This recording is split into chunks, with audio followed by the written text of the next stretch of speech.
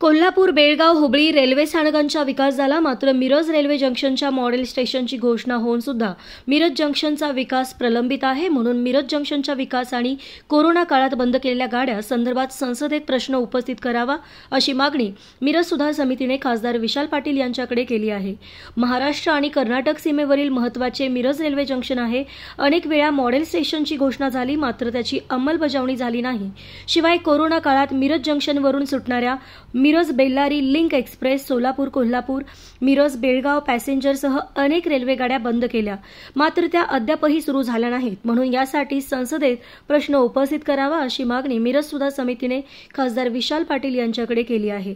यावेळी मिरज सुधार समितीचे ॲडव्होकेट ए काझी, अध्यक्ष राकेश तामगावे, रामलिंग गुगरी, नरेश सातपुते, तौफिक देवगिरी, वसीम सय्यद, शब्बीर बेंगलोरे, संतोष जेडगे, आसिफ निपाणीकर, अभिजित दाणेकर आदी सदस्य उपस्थित होते।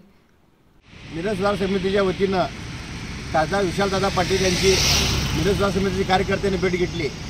मिरज शहरातील मिरज रेल्वे जंक्शन संदर्भात मिरज रेल्वे बेळगाव रेल्वे स्टेशनचा विकास होते, हुबळीचा रेल्वे स्टेशन विकास होते, कोल्हापूरचा रेल्वे स्टेशन विकास होते, तर मिरज रेल्वे स्टेशन विकास का होत नाही हा सगळ्यात महत्त्वाचा प्रश्न मिरजकरांना पडलेला आहे। याच अनुषंगाने आज आम्ही माननीय खासदार विशालदादा पाटील यांची भेट घेतली।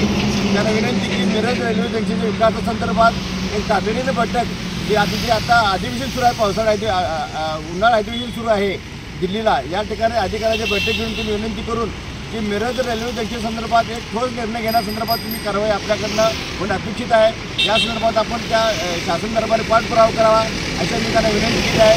त्याचबरोबर छत्रपती शिवाजी महाराज संदर्भात आम्ही त्यांना परत त्यांना विनंती केली आहे की या रस्त्यासंदर्भात परत जिल्हाधिकारी साहेबांच्या सोबत राष्ट्रीय महामार्ग प्राधिकरण असेल, महापालिका असेल किंवा मिरज सुधार समिती असेल त्यांची संयुक्त परत बैठक घेणे गरजेचं आहे। या रस्त्याचं काम अजूनसुद्धा मोठ्या प्रमाणात काम होणं आहे, अजून 60% काम होणं आहे।